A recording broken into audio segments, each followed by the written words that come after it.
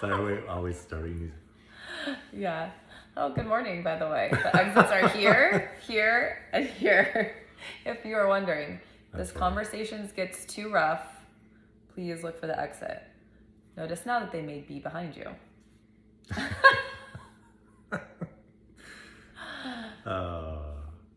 So, Hi, babe. hi, babe. Welcome to my show. We're gonna talk about fighting. We're going to talk about fighting styles. I just thought of that concept because we've been fighting a lot last month. No, we've just been in one of those seasons, or I will say I have been a lot of growth happening, and with that comes a lot of triggers. I'm triggering the fuck out of people. People are triggering me. And I was just thinking, like, when we go into fight, maybe something that we don't recognize, like you think about it in a physical fight. When we go into a physical fight, you have a fighting style. You have a way that you know you're going to show up and armor up, and how you feel your strongest in your defenses, right?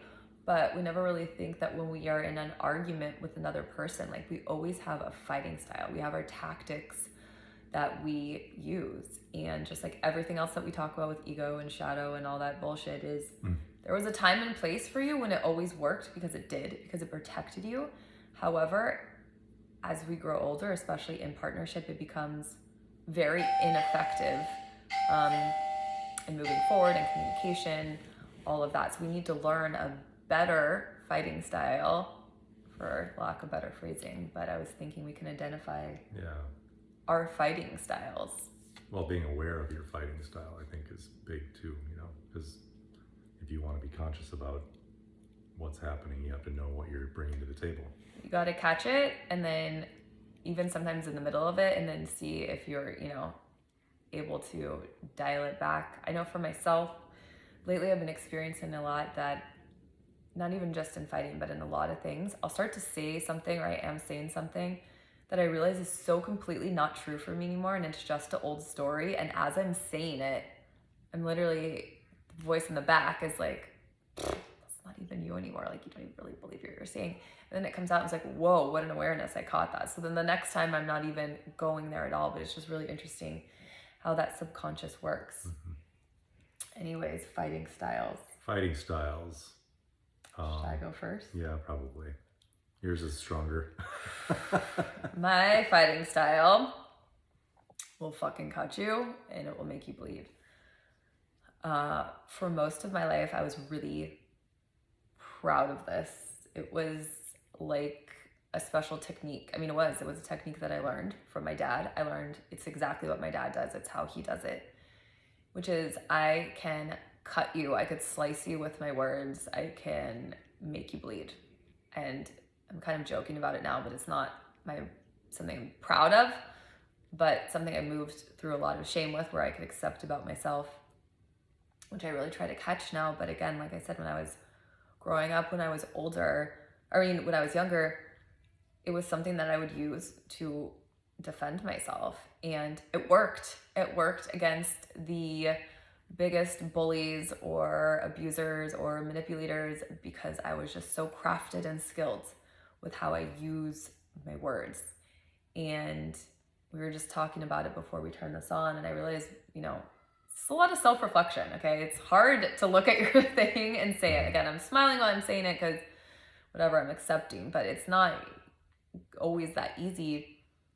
I realize that what I do is I'm able to pinpoint your truth that I know that you don't like, and just drive that shit straight home, straight in, to make you look at that thing, call it out, put it on display, and make you feel the shame of it, make you feel how wrong you are or bad you are or whatever it is for that thing that I already know is your thing. And the craftsmanship of my wording, it fucking stinks and it fucking hurts.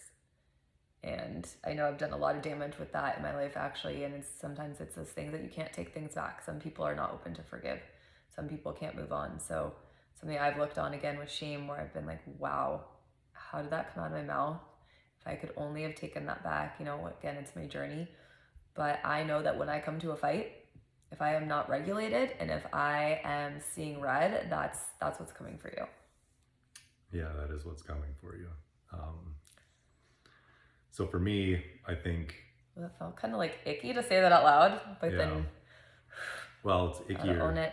It's ickier to say things like gaslight and say things like, project back what is coming at you. That's my problem is, first of all, uber defense mode, and I say this often, it's like going back to your corner and like figuring out what you're going to do or say to like throw punches. And that, so you calculate it. That's just it. I sit and think about, okay, how am I going to do this to get back? See, I don't think about it. Mine is just like ready. Like I could just rapid fire it so quickly. I'm a but yeah, I'm a processor, so I'll sit back and think about all of the things. Graphs it out on graph paper. Yeah.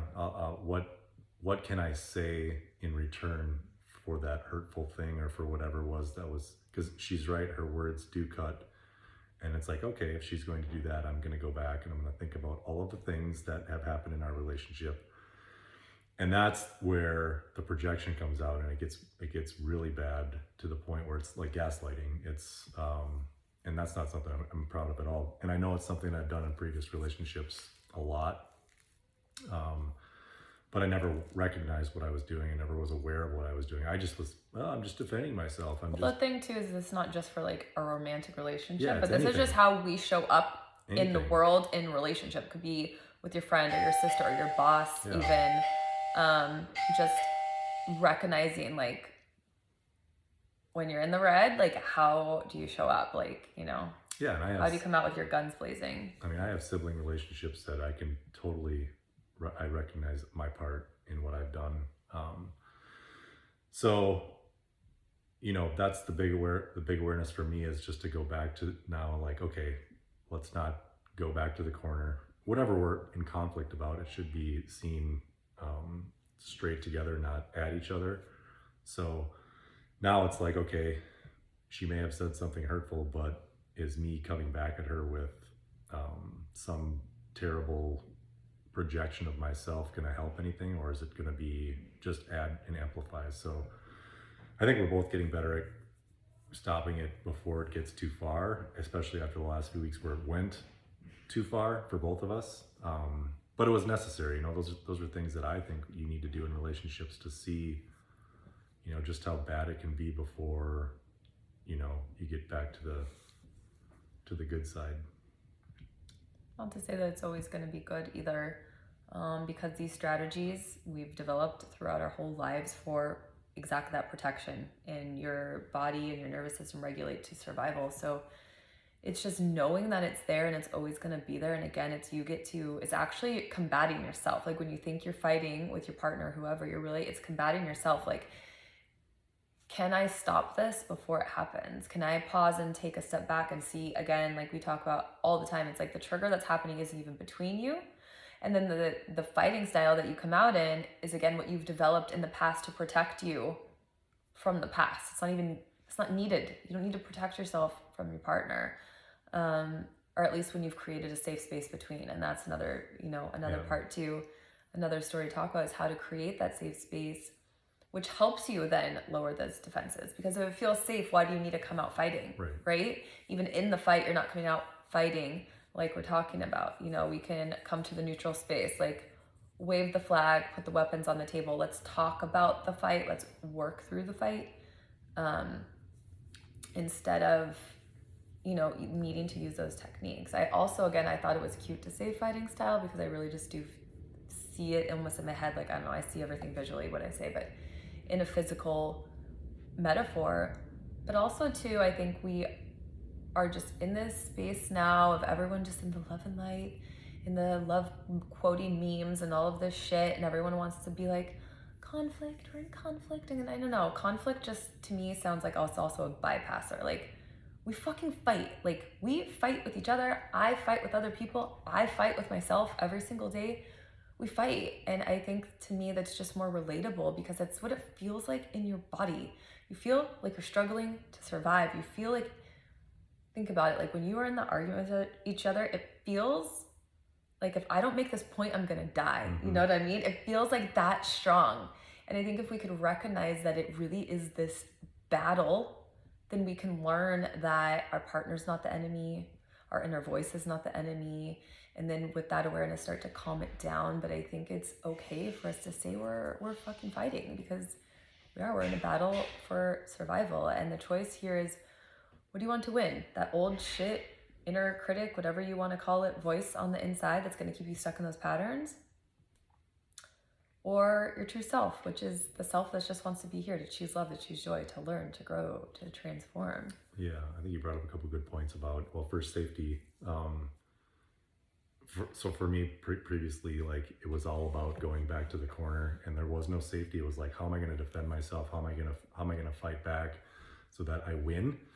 And there's no safety for the other person in that. There's no, like, oh my gosh, we're actually going to work through this together. It was always about, it's like there's one life raft, and it's like you're both struggling to see who gets to, instead of thinking that partnership is like, can we both get each other in? You know what I mean? I feel like that's most relationships, right? Like, there's one, and fuck you, I'm taking it. You forget you're supposed to love that person, right? Yeah, so if there's none of that, if there's no like, okay, I just said something terrible to this person, they're probably going to leave me. If you're thinking that, then there's no safety in the relationship. And not to excuse like some terrible verbal abuse or anything like that, because that's obviously something for each of you to kind of figure out on your own. But we say shitty things at shitty times. I mean, everybody does it, and it's better to own those things and get accepted for them than to go back to your corner and be resentful. Because if you're resentful, it's going to die. Everything's going to die.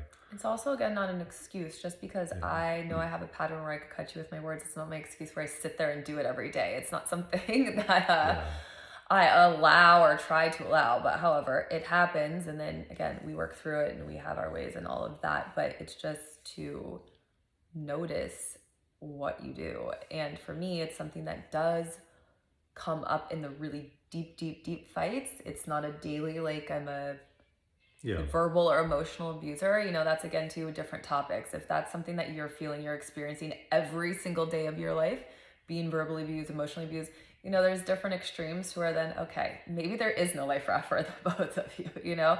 Maybe there are the cues when you know, your ship has sailed. But, we're talking to the happenstance, and it's like, okay, these times it happens, how can we deal with it? This is where we want to come back. And also, without the shared vision, without the foundation, without the safety, again, it might not be the space for you to come back.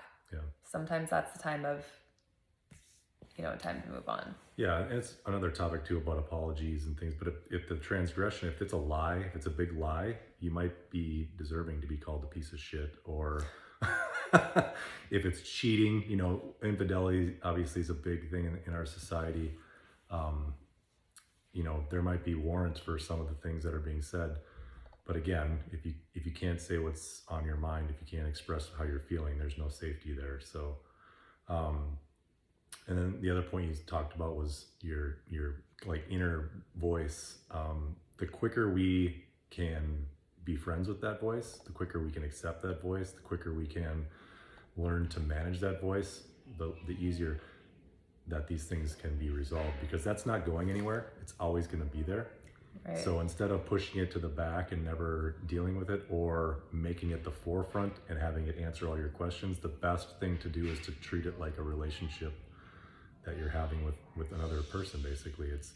And that's telling it, hey, thank you, cool, I hear ya. don't need that shitty advice Thanks today. For the shitty advice. But thank you. I always say I laugh at mine a lot, like, oh my God, like, are we really going to have that thought today? Like, are we really going to go back there? Yeah, and starting to, we are not that voice either. And that's the thing too. We get caught up in thinking we are that. And that is also where so much of the shame and guilt comes from, especially in this particular topic. Like, think about your fighting style. Well, I am that. Who talks like that, right? She's a bitch. She's controlling. She's whatever. So I am that bitch. I am the bitch that says those words. No, I'm not at all. That comes from the little inner wounded me that had no other way to defend herself growing up.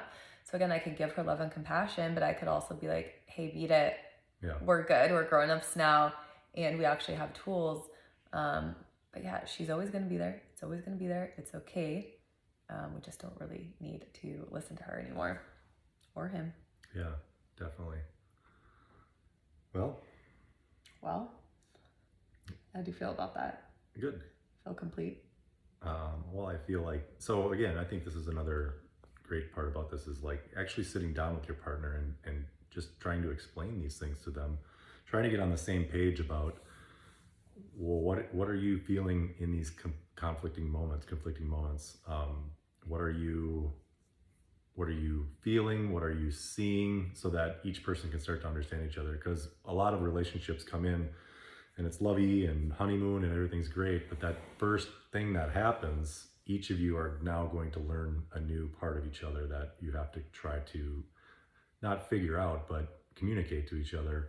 And if you're not willing to communicate these things, it's only going to get worse. So there's not a relationship out there that there's not fighting, that there's not conflict. So, and I think what's cool about what's going on with all the lovey memes nowadays is that people are starting to wake up to be aware of their shit so that they can handle these appropriately, so that relationships don't end after 7 months or a year or 3 years or whatever. They continue to thrive because that's how we grow, And again, that comes from two willing partners. So I'll end this with giving you a solution. Now we're talking about the problem. Yeah. Let's give you a solution. So to have the conversation with each other, even though it might feel awkward. So the two pieces are to ask each other, what is your fighting style? Be there with your partner to admit the shame out loud. Don't judge them. If it was like, again, our example, if I was like, well, I cut you with my words, blah, blah, blah. Don't be on the other side going, yeah, you do. Oh my God. No, that's not helpful. To say, oh, thank you for recognizing that. Thank you for being able to admit that. I hear what you're saying. Even must be really hard for you to say that out loud. Being supportive of each other. And then another thing could be for you to ask each other, how does it feel when I show up that way? How does it feel to you when those things come out of my mouth? And then let them share. And again, as that partner, not being defensive, not me being like, oh, it makes you feel shitty and like I'm gonna abandon you, blah, blah, blah. Well, I'm not. Well, you didn't know. Yeah. It's, oh my gosh, I didn't know that's how you feel. I'm so sorry. I know it's when I'm in the red and I get this way and it's not an excuse for my behavior, but thank you for sharing. And I didn't know it affected you, that might, whatever. But just being in that space for each other, that again that's creating foundation. That's creating safety. That's trust. That's communication. So asking each other, be in the space to hear them, supporting it without judging what they're saying. Even if in your head you're like, yeah. Don't say that out loud. And then ask each other. Actually look at each other in the eye and ask each other. Don't let it just come out, but specifically having to ask them, how do you experience it? Because then again, that's hard. It's shame. You asking them and then having to receive the feedback.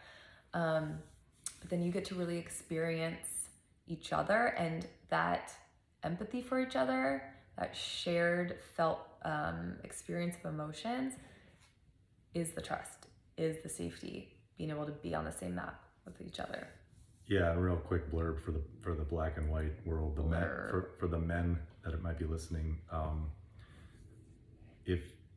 I'm just going to suggest trying one time in a fight to not say anything and just say, wow, I understand what your pain is right now. I really can see you're hurt by this, by what I did. You want to just say that or actually try to hear it too? Well, you want to hear it. Obviously, you want to do all of it, but it changes the dynamic of the conflict. It changes from fight, flight, whatever, to she's going to say, oh my gosh, he's trying to listen to me. He's trying to hear me.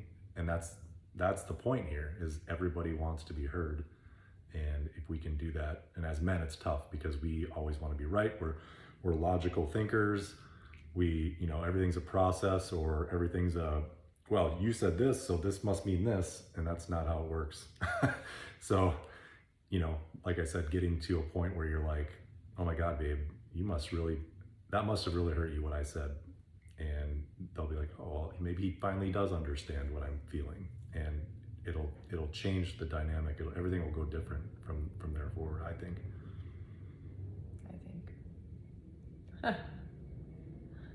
Thanks. Yeah, thank you. I love you. I love you. Ah.